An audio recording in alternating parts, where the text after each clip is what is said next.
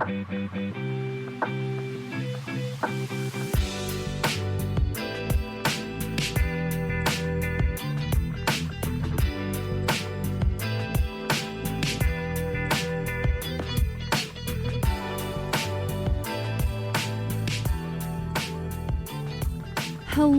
my dear friends, and welcome to Led to Gold, the podcast devoted to discussing all things growth and wellness. I am so happy to have you here. If this is your first time listening, I super want to welcome you in to the space and just really love up on the fact that you're here. Thank you so much. I really hope you enjoy it. I hope you stick around. Hope you get something out of this episode, any of the episodes. And if you're here from previous times, welcome back. Glad you came back. Glad we get to spend some time together today. I want to just give us the usual spiel right at the start. Led to Gold, if you did not already know, is not just a podcast. It's also a blog. So if you have been in your Substack era, I'm actually not really on Substack yet. I'm working on making my way over there and kind of duplicating my repertoire, if you will. But I do have a blog. It is called ledtogold.blog. Super easy to remember. So if you like what we talk about here, you're going to find pretty much exactly the same stuff over on my website. And I have over 70 posts there. So much more to see if you're interested in the writing format at all. In addition to that, I also have a monthly newsletter that I love to send out just to really keep everybody up to date on what's coming out, what's brand new, what I've kind of been absorbing media-wise lately. I love to do like a little media roundup of what I've been watching and listening to and all that good stuff. So if you are listening to this and you have not subscribed to the newsletter yet, you are in good time to receive the Leo newsletter, which will be out right around when Leo season starts. I do it at the start of every astrological season. And with that, I also really love to include a little monthly zodiac, whatever playlist. You can listen to that playlist on pretty much any streaming platform. It is made for all of them. So if that interests you, that is a little treat that you get from me for signing up from the newsletter, for the newsletter. It's included in there. I would love for you to check it out. And other than that, I will just say absolutely, if you listen to any podcast ever, the best way that you could possibly support me or any other podcast is by rating the episode, rating the show wherever you happen to be listening to it, and sharing something with a friend. So if you like this episode or if you've liked any previous ones, please, it means the world to me if you could share it with someone you love, somebody who gets it, you know? And that's the goal after all. I'm really just trying to make sure that Led to Gold finds its people. So that genuinely means the world when I hear that people liked it and shared it with somebody. So if you do all of those things, if you do none of those things, again, I just want to say thank you so much for stopping by. And today we're really getting into the crux of wellness, I think. This has been something that I have seen a lot of mixed messaging around. And I feel like I've been kind of targeting the people, the girlies in particular, who have like good girl syndrome lately in a lot of my episodes. And all the same today, I think this will really hit home for those of us who have grown up or been raised in a certain way where we feel like productivity is the only state we should ever be in. And I want to really just unpack some of the messaging that we have been receiving in, you know, our generations around what it means to be comfortable, what it means to be productive, what it means to be lazy, and how a lot of these things are kind of unfortunately intertwined. So in general, let's just start right off with what I think is probably the most common phrase, or one of the most common phrases that we hear in situations like this. Something along the lines of growth only happens outside of your comfort zone. right? I feel like we hear this all the time in a lot of grind set, and I'm using air quotes when I say that, but like grind set-y spaces. Grind set, I know, gets a really bad rep, especially now because we're kind of out of that pendulum swing of, you know, boss babe, girl boss, that sort of vibe. Not to say that, you know, you can't be a boss bitch and also be taking care of yourself, but we're going to get into that. The thing that I want to pick at, I think, for this episode is just the fact that I'm not buying that. I'm not buying that growth only happens outside of your comfort zone. I totally get the intentionality behind this messaging. And it's really not just that one little phrase that we're going to pick apart today. It's a couple of sort of ideas in that general landscape. But in any case, we're thinking about spaces like, you know, the job market, socializing, that's huge, fitness, therapy, like all of these sort of spaces where we are meant to expand and grow in our young adult lives. It's kind of been sold to us, right? That you have to twist and turn and make yourself uncomfortable in order to achieve the things that you want to achieve. And I'm not buying it. I think it's important to start off this conversation, as with many conversations along these lines. I feel like we kind of want to get into the historical / like psychological aspect of this idea. And I really do mean psychological, because this idea, right, that being slightly uncomfortable or going out of your comfort zone in order to grow does have a lot to do with our brain development and the way that we grow over time. This actually seems to have stemmed, this sort of idea, obviously it wasn't the quote, like growth only happens outside of your comfort zone, but this idea that in order to expand yourself, in order to improve, you need to be in situations that you're unfamiliar with. This general idea actually seems to stem from Abraham Maslow, who is one of the most famous psychologists of our time, of all time, really. And this sort of idea was explored more in his theory of human motivation, which is what it sounds like, a really lengthy, I'm sure you can imagine, like dense academic write-up of how humans are motivated and how we expand, how we can change our lives, how we can improve our lives and improve ourselves.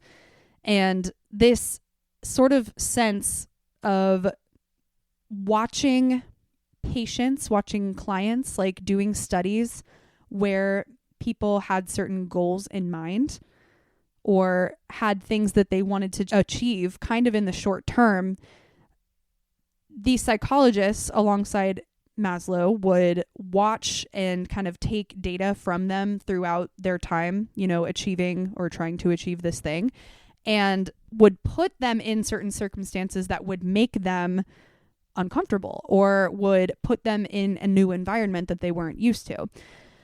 And it seems to show that a lot of the case studies ended up finding that when people were put in these unfamiliar situations, or when they were uncomfortable or made to feel a little bit of pressure in some way, they usually reported feeling more confident after the fact.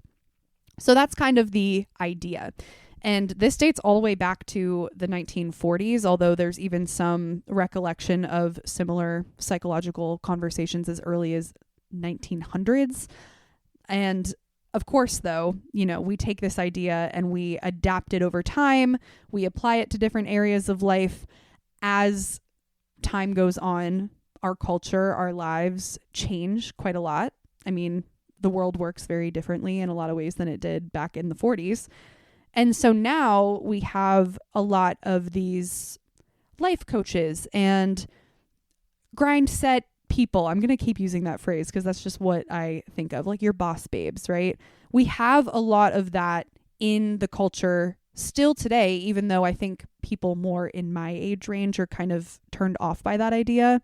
But, think about it. Mel Robbins is like the ultimate boss babe. And I have my own qualms with Mel Robbins, but here we are. We just got to look at the facts that her podcast is like the number one podcast under the Joe Rogan show. Maybe that's not true anymore, but it was for a really long time.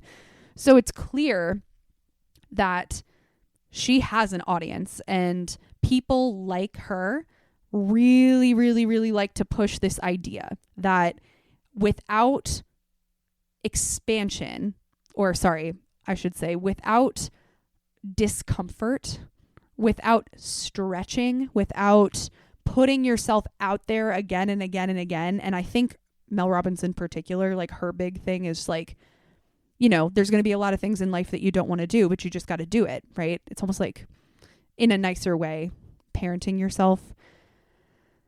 This gets, I think, complicated pretty quickly, because it's not to say that it's wrong. I feel like everything I've described up to this point really doesn't sound all that problematic. It doesn't sound like it's a bad thing to go out of your comfort zone or to put yourself out there in order to see change that you want to see in life. Like that is how we grow in a lot of ways. You can't always stay 100% in your comfort zone if you want to see a change, right? There's another phrase, it's not coming to me perfectly right now, but that sort of phrase that goes like, nothing changes if nothing changes. I know that's not exactly it, but hopefully you're getting what I'm saying here. Like if you don't make a change, then nothing's going to change, right? There's a lot to that. I think that is objectively true. You can't just lay around in bed all day and expect the career of your dreams to fall into your lap. My brother and I always used to think about him in situations like this because I never took the same like job field as he did. He's a construction engineer, but with his field comes a lot of networking.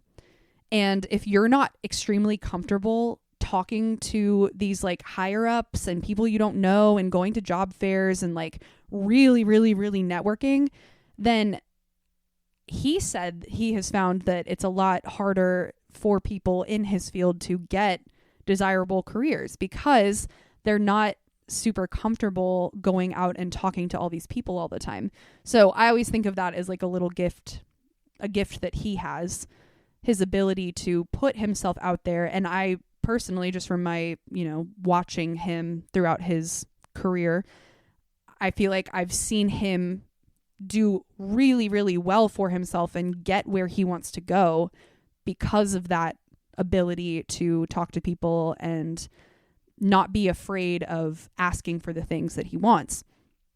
Not a lot of people feel great or comfortable doing that. So in any case, I don't know. I think there's a lot of places in our lives where, yes, this is objectively true. If you need a boundary spoken between you and a friend, that's a really hard conversation to have. Nobody really wants to do that. But if you want the friendship to change, if you want things to feel better, if you want to clear the air, you have to be a little bit uncomfortable and have that conversation. Training, right? Like this is, I think, exhibit A, because how many times have you seen on social media people who have tried and failed over and over and over and over to lose weight and do crash diets or lose weight through the gym, and they've never been able to stay consistent. And then they finally figure out that the only thing that works is consistency, is, as Mel Robbins would probably say, showing up when you don't feel like it, doing it when you really, really don't want to, and just getting over that hump and doing it anyway. That is hard. And there is very much nothing wrong with doing that, because I do think, again, in order to grow, we got to have some grit. We got to allow ourselves to expand in certain ways. But here is where I think that argument breaks down. And this is something that I think more and more of us relate to. And I want to be very, very candid about this. I can already hear and feel myself getting a little bit self-conscious in this part of the conversation, because I'm hearing my parents' generation going, oh, you kids think you have it so hard these days. Pull yourself up by your bootstraps.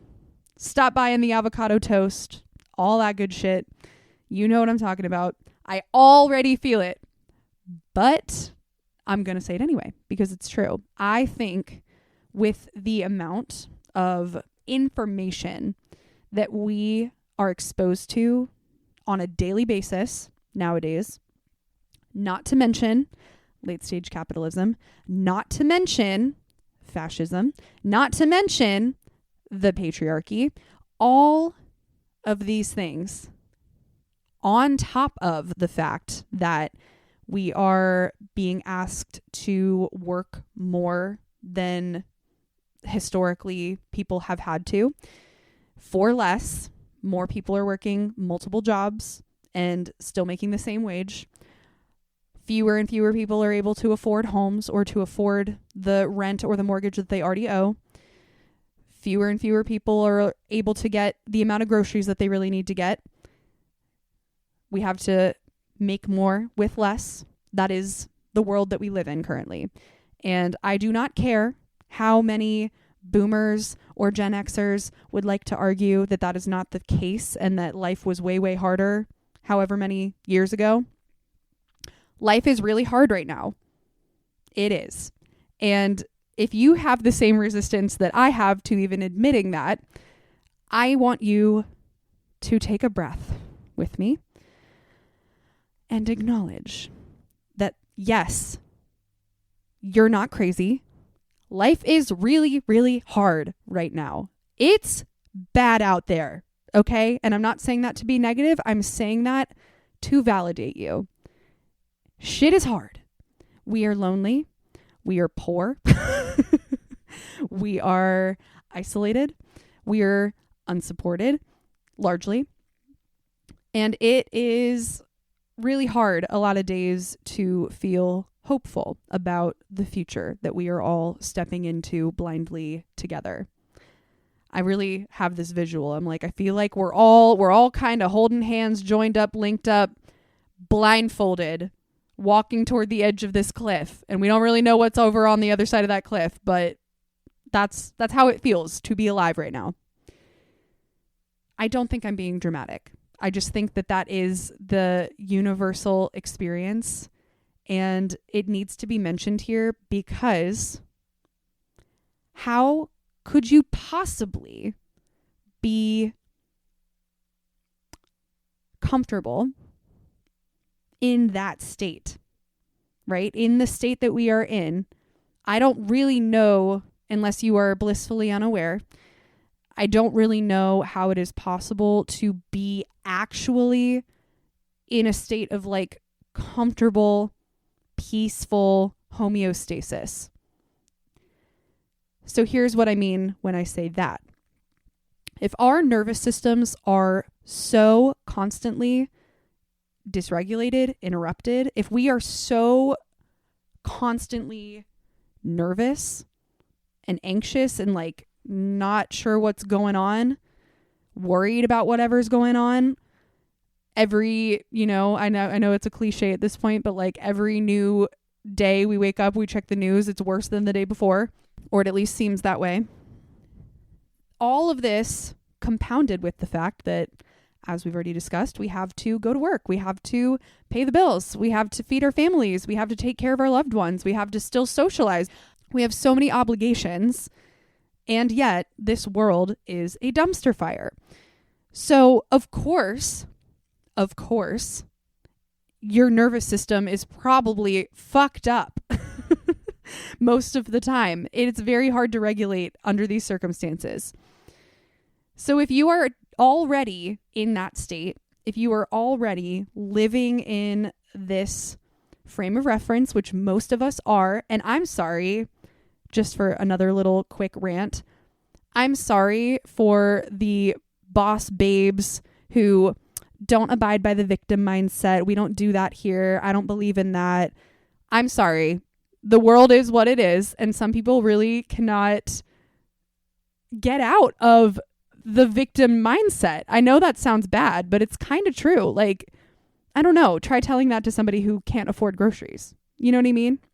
I'm sorry, but I don't think the person who can't afford groceries or can't afford their kids' medical bills is really thinking about a victim mindset, right? I think we're just all trying to survive out here. So I'm talking to the people who can have a nuanced understanding of what it means to live in a world that very easily dysregulates us, and yet we are still being asked to do so much. We are still being asked to carry on like nothing's going on.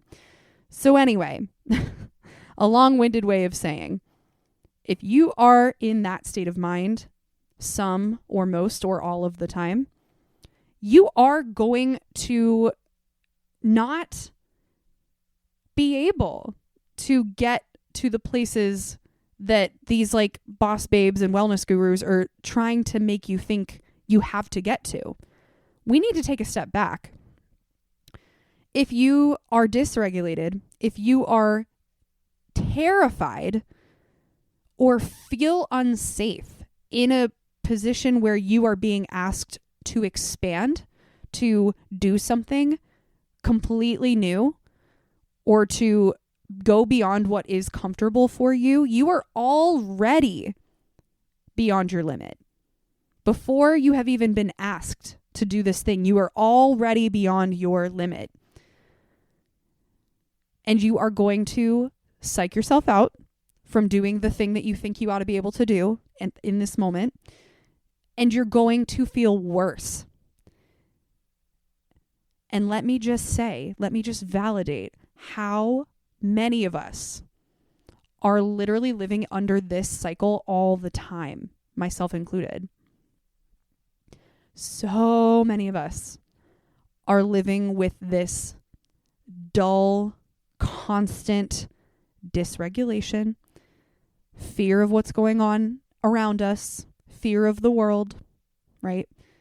We're constantly having that going on in the background.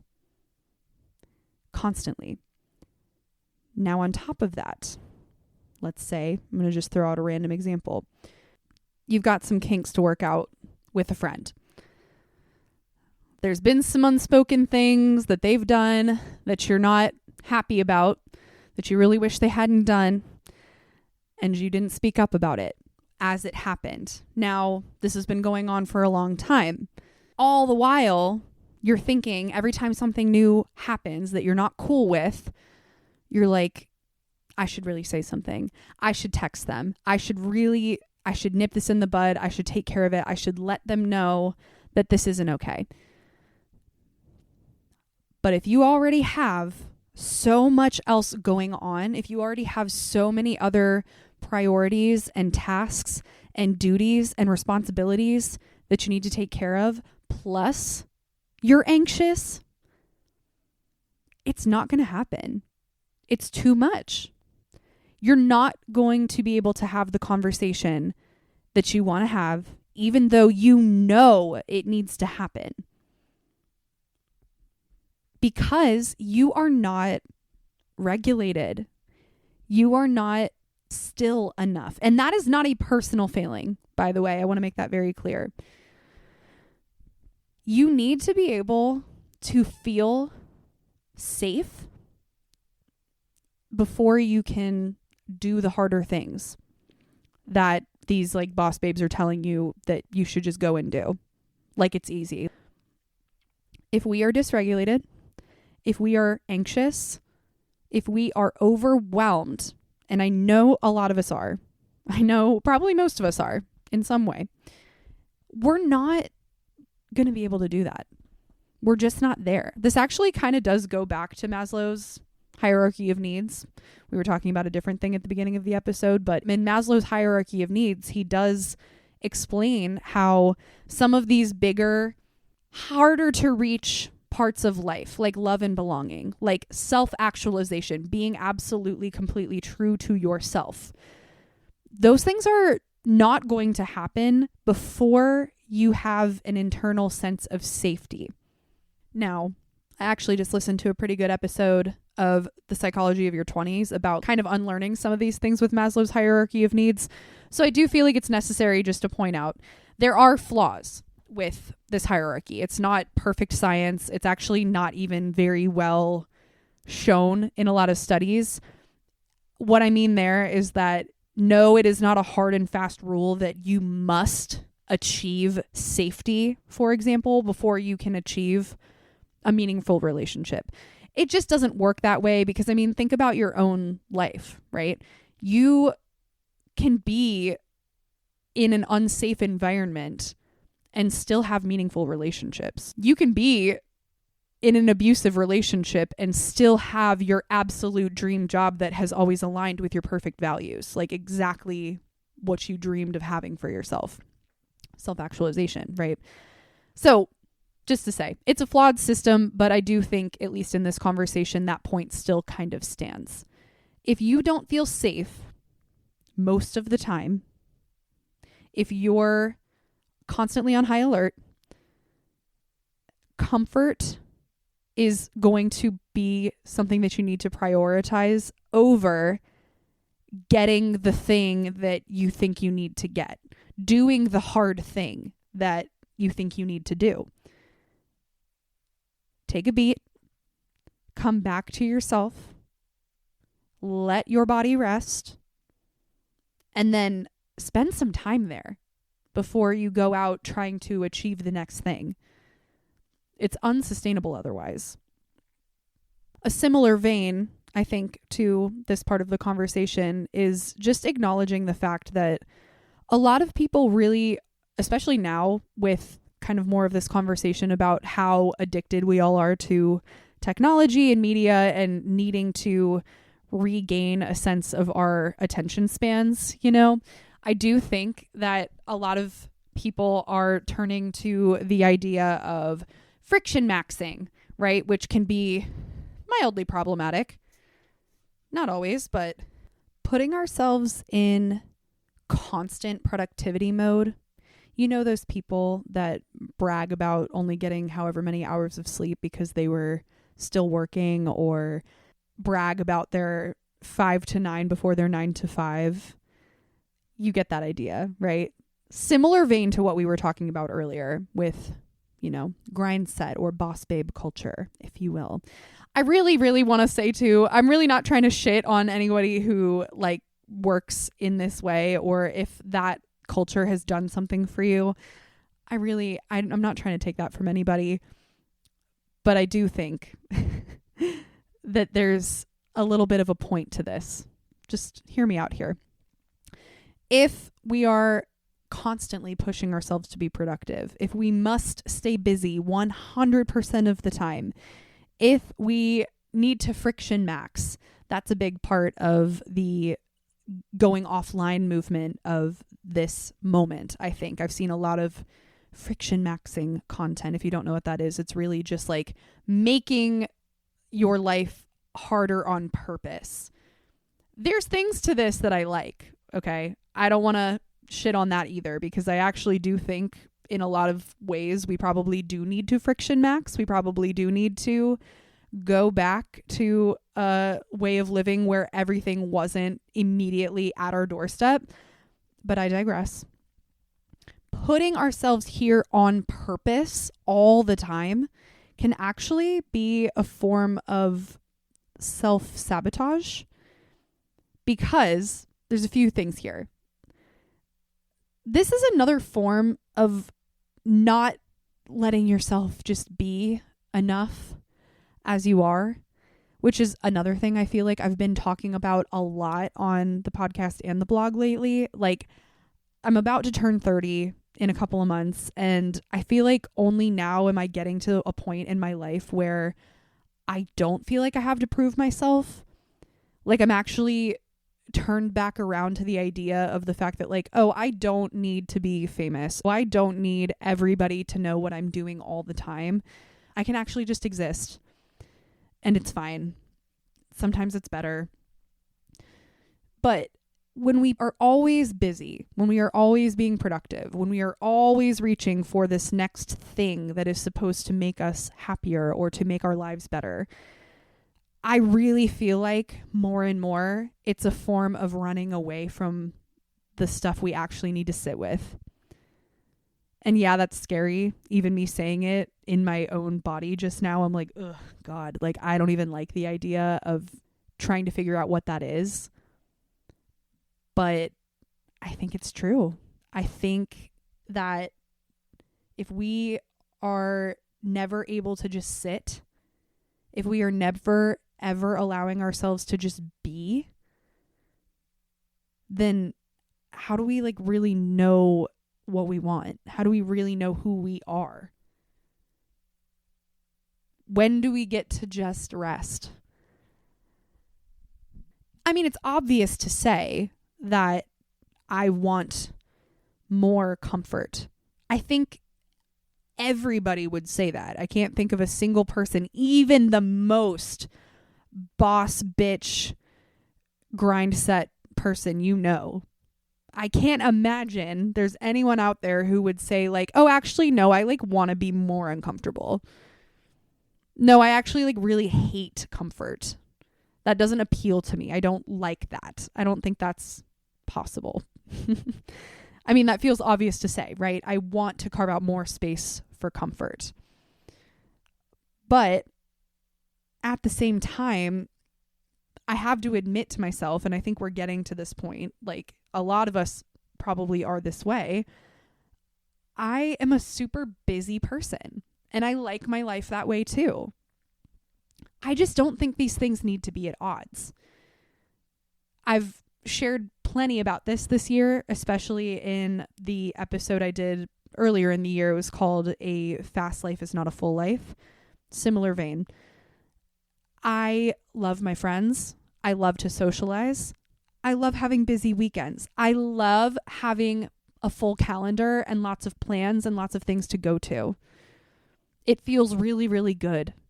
I mean, literally, as I'm recording this, I don't know exactly what time it is, but I'm going to be going to Japan with 6 of my best friends in like 15 hours. I'm like getting on a flight, right?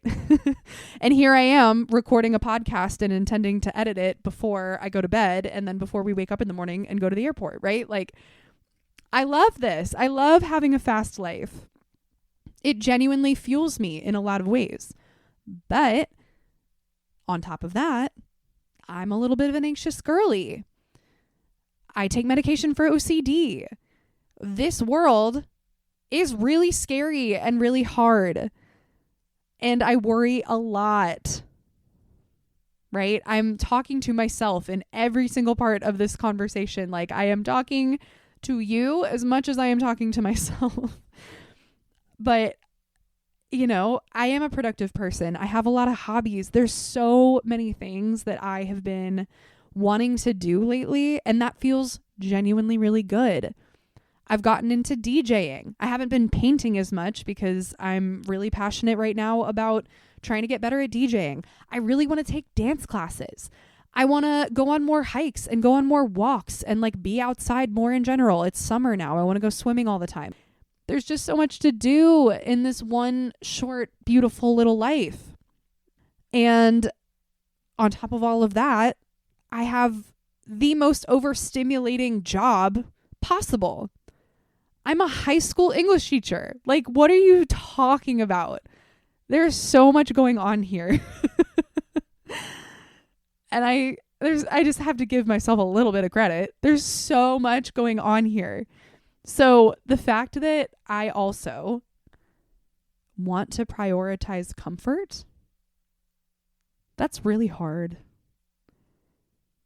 Saying all of that out loud and then just ending with the fact that it's like, oh yeah, and I want to be able to come home at 5:00 and read my book and have a nice meal, maybe watch a little TV, which I do get to do. It's just, it's hard. It's hard, period. But here is kind of like where I want to get at with this conversation. Okay. There's a huge difference between comfort and malaise. or laziness. I'm getting back to the good girl complex. Okay. If you struggle with feeling like you are not good enough because every single time you try to let yourself relax, your inner voice goes, no, there's stuff to do. The windows are dirty. There's laundry to do. You got to make dinner. You got to meal prep. No. Nope, we cannot nap. We cannot. There's work to be done. You have to get stuff ready for the morning. You didn't work out today. If that's your brain, every single time you try to relax, my friend, you have good girl syndrome. You have good girl syndrome. And you don't need to be a girl to experience it. I just like calling it that. Comfort is not laziness. Say it with me.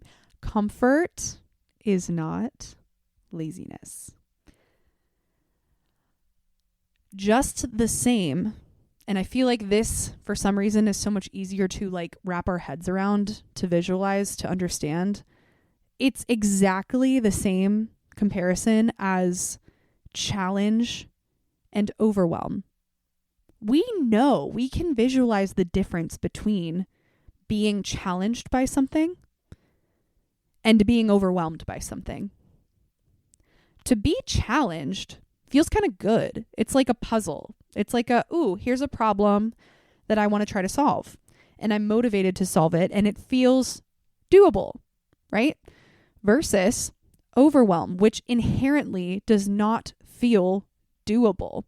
If you are overwhelmed, you want to slam on the brakes and stop entirely. You're like, no more, stop. I can't handle anymore. I can't do this anymore.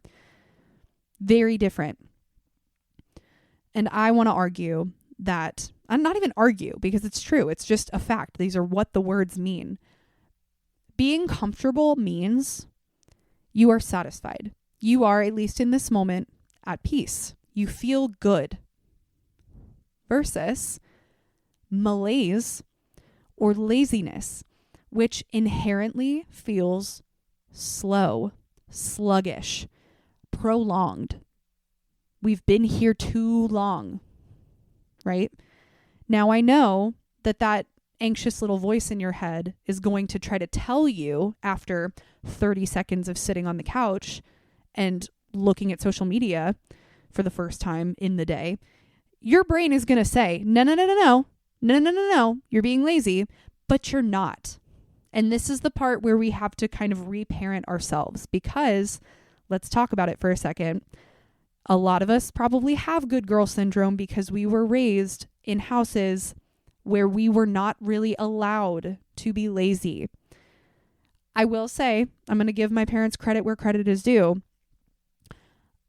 I was allowed to be lazy sometimes. I never really heard a lot about you've been on the couch too long or like that's enough TV for today. But I also think it's because, they helped me to understand a healthy balance. Because definitely there were some times, and I remember this, where my brother or I might get a little bit scolded because we were napping too long or we were laying around too long. And yes, that would have been on days where it was like several hours. I always remember the phrase like, well, if you keep sleeping, you're not going to be able to go to bed tonight. You're not going to sleep tonight. You're not going to feel good. That sort of argument, which valid. I don't look back on that as a negative part of my childhood. I actually felt like we were taught a healthy sense of balance. That being said, we were also not allowed to quit. I was just talking about this with a friend earlier today. My brother and I, if we committed to something, if we said we were going to do something and we got signed up for the soccer team or the taekwondo or the whatever, we were not allowed to quit. Nope, we were seeing it through until it was over. Period. End of story. No discussion, no argument. We were not allowed to quit. We never dropped classes, no matter how bad our grades were or how much we cried over the homework. Never, ever, ever. So in that way, I think I still have it instilled in me a little bit where it's like, nope, you can't give up on this just because it's hard. Nope, you got to see this thing through even though it sucks. I know. Sorry. That's how life is. You got to do it even though it sucks. Hello, Mel Robbins. I see you. I see you looking over my shoulder. Again, in some ways, this is true. In some ways, we do need to build up a tolerance for things that suck because, yeah, if we never saw anything through, we'd never get anything we wanted. But we have to understand with our adult brains, now that we are adults, now that we are responsible for ourselves, we have to be able to distinguish between when that is really genuinely true and when we can actually let some things go, when we can quit, when we can say, you know what, I thought this was something else. This is not what I thought it was going to be. I'm actually good. I'm no longer interested. You know what? I've had enough for today. I've done enough. I'm going to pack it up. I'm going to go home. I'm going to relax because I deserve to. And I will also argue here, I think my generation has a little bit of a better handle on this. I think we're a little bit better at letting ourselves get to that point. But if you are, I'm going to say like 35 or older, I would really, really like to challenge your belief in how often you're allowed to relax. Really think about how frequently you say to yourself, you know what? I've done enough for today. I'm going to phone it in. I'm going to put my pajamas on. I'm going to get comfy. I'm on my time now. I'm doing what I want now. Truly, how often do you let yourself do that? I would be willing to bet you'd feel a lot better if you did it like twice as often. Maybe 3 times as often. Maybe that's a radical proposal. Maybe you've never considered that before. And I hate to be the person who's like, I know what I'm talking about, even though I'm talking to somebody older than me. I really think it's worth thinking about.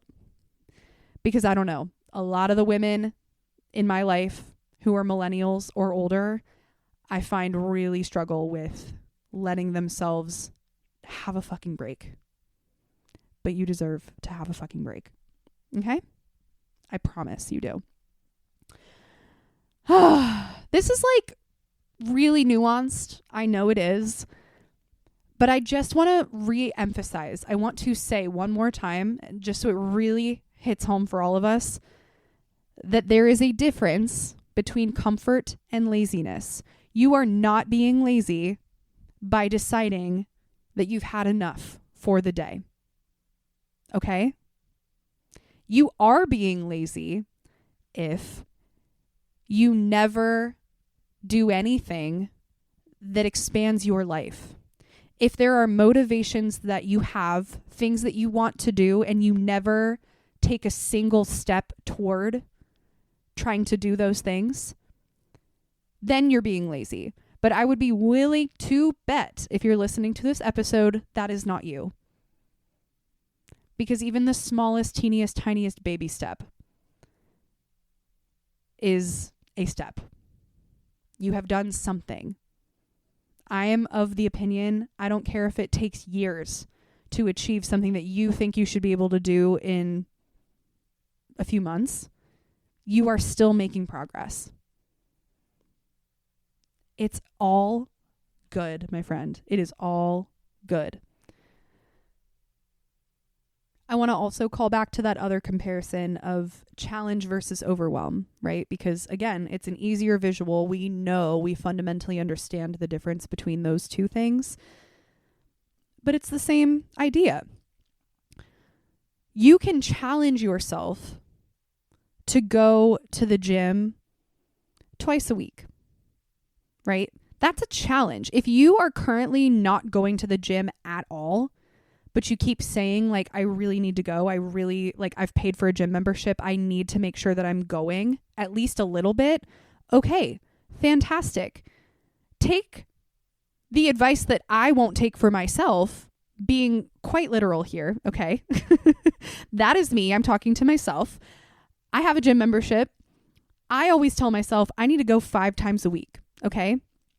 But 5 times a week on top of my job, on top of all of this other shit that I've already described at length that is running through my brain every single day, that is overwhelming. That is not possible at the stage that I am currently at.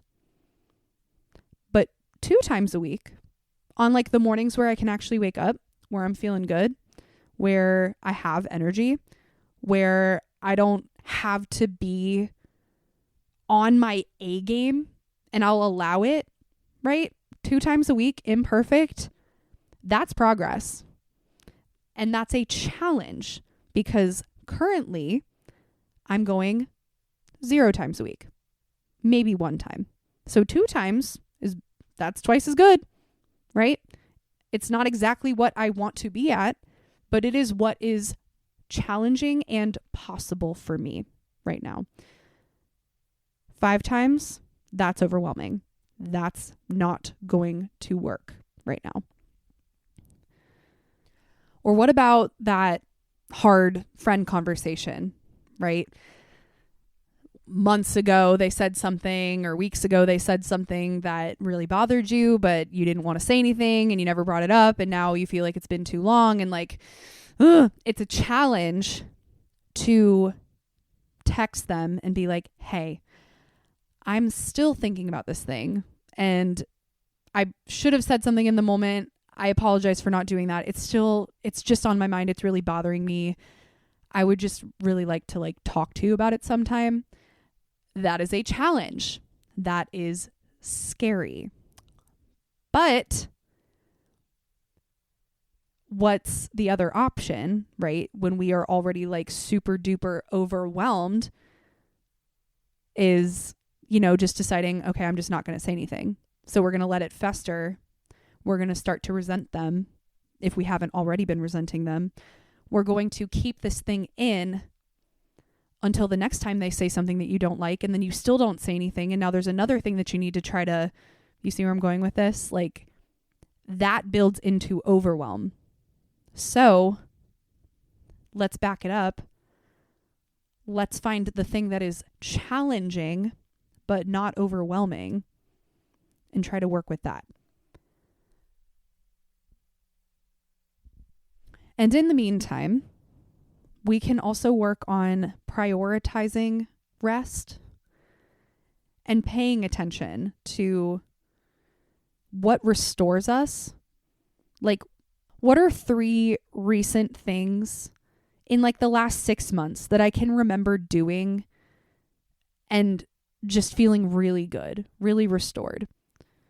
For me, if I think about that, I'm thinking about sitting on my friend's porch and having a really good long chat with a beer. That's restorative for me. I'm thinking about going to the river by myself and getting all the way in the water, swimming around for a minute, and then walking back. That's restorative to me. I'm thinking the one day in the span of super busy weeks where I let myself just sit on the couch. It was rainy out. It wasn't a super nice weather day, so there was really no reason to be outside, even though I love to be outside. You know what? I'm just gonna sit in my little nook, my new little corner, which is where I'm actually currently sitting, and I'm gonna read. And I'm going to take a little cat nap. And then I'm going to get up and I'm going to read some more. And then I'm going to make another cup of coffee. And I'm just going to fucking sit here all day. Because you know what? I have nowhere else to be. And that is allowed. Period.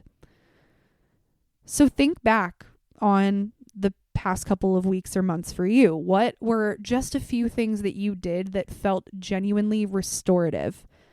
That made you feel like yourself again, that made you feel like when you had to go back to work on Monday, you were actually ready to go to work. Right? What were those things? Do more of them. Try to find more time in your life to make those things happen, because now that you've thought about it, that it's going to make you feel better. We know that the pendulum is swinging away from hustle culture. I've already said that a couple of times throughout this episode. I'm glad to see it go personally. But again, if any part of that works for you, I am really not trying to take it from you. Please, please, please understand. But even if you really love the hustle culture, if that fuels your fire, if that gets you going, I just want you to know that being comfortable doesn't mean that you can't still be ambitious.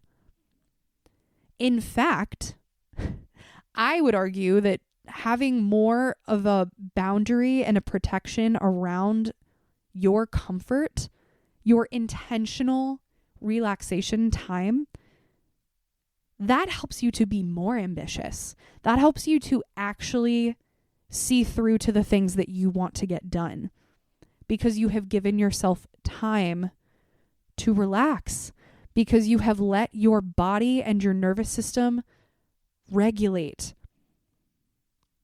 If we are constantly in overdrive, which I personally think hustle culture really, really tries to promote, then we can never be regulated. If we're always going, it's not possible to be regulated. You can't. We have to let ourselves rest. We have to prioritize our comfort. Respect yourself enough to not feel like you have to earn comfort. That is a human right. I'm going to say that again. Respect yourself enough to not feel like you have to earn comfort. Because it is your goddamn right. Okay? Okay. I've said enough. I've said enough. So we're going to finish up this episode with our usual game of We're Not Really Strangers. And I'm going to grab my cards and we're just going to see what we get. We'll answer it together. And then we're out of here. All right. Finish the sentence. I want to give myself permission to feel blank. What's currently getting in the way of that? Okay. I want to give myself permission to feel delusional, whimsical. I'm thinking of a lot of just these like head in the clouds, like silly, blissful. I don't know how to describe it, but I hope I'm crafting a little bit of an image there. I'm about to go to Japan, as I said earlier, like literally in, 12 hours, I'm going to be leaving for the airport. So I just feel like for this vacation, especially the fact that I'm going with a bunch of my friends, I literally just want to like bliss out and have fun. And I think I'm fucking allowed. You know, this is similar to everything that we have talked about so far. I want to give myself permission to just bliss out, to just have fun and like be a little dumb and not care. Because everything is way too fucking serious right now. And I really do not want this to sound bypassy. I really, really don't. This is not to say that I'm just like fucking off to Japan and like forgetting about everything going on in the current standing of this country. As we discussed in the beginning, like I know what it is. I know how we are. And I still care. And I am still going to be here for my community when I get back. Best believe. And I also think that in order to do that, it's okay to take a little bit of a break. It's okay to go on a fucking vacation. It's okay to have fun with your friends. So I'm going to allow myself to do that. And honestly, I think the only thing getting in the way of that, or the only thing that has gotten in the way of that for me recently, has been everything that we talked about here, like all of the obligations, work, feeling like there's just constantly stuff I have to get done. Can I be honest? I'm going to give it like a really mini little story time. I feel like I come to this space bright-eyed and bushy-tailed and like feeling good. I really do try to keep it light here as much as I can, but also realistic because that's what Led to Gold is about. But let me just be so honest, okay? I shit you not, 10 minutes before I started recording. And mind you, I'm leaving for a 3-week trip in 12 hours, okay? I have not started packing. I have not started. I also am just like meandering around the house trying to figure out like things to get done, okay? I'm still being ambitious. I'm going to pack tonight because I have to. I'm going to finish cleaning the house because I have to. But let me tell you what I was doing 10 minutes before I started recording this episode, okay? I tried to hang a curtain. We just got a new curtain in this room that I'm currently in. It looks so gorgeous. I'm in love with it. I'm so obsessed. I've been waiting for this curtain literally since fucking February. And my Aries ass, as soon as it came in the mail, I was like, I'm hanging it up right now. So I hung this shit up with some, I don't even know what to call them. They're not a curtain rod, okay? It's not a thing for a curtain rod. It is like a hook with a nail, like a screw on the end. Not what I'm supposed to hang this thing with. So it's already like falling out of the wall. All right. My husband was like, we got to put a real curtain rod hanger in there. So I went to Home Depot earlier. I come home. I just tried to hang these things myself.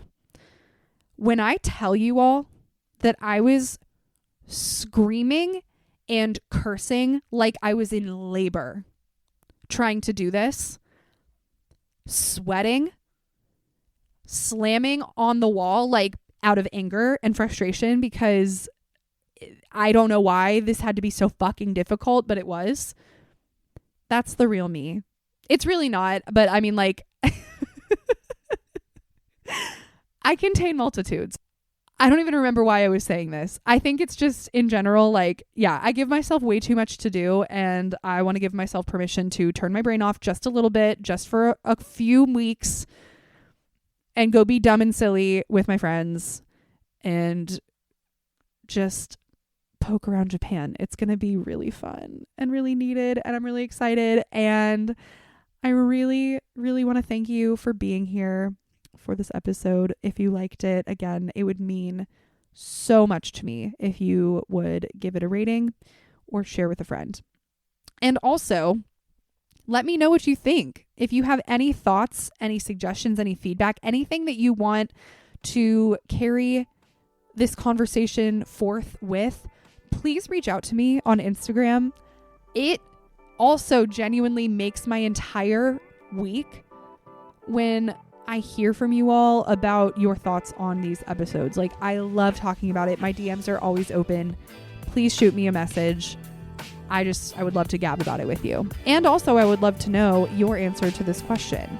You want to feel what? What do you want to give yourself permission to feel? And what do you think is currently getting in the way of that? Okay? Okay. And we'll talk soon. Bye.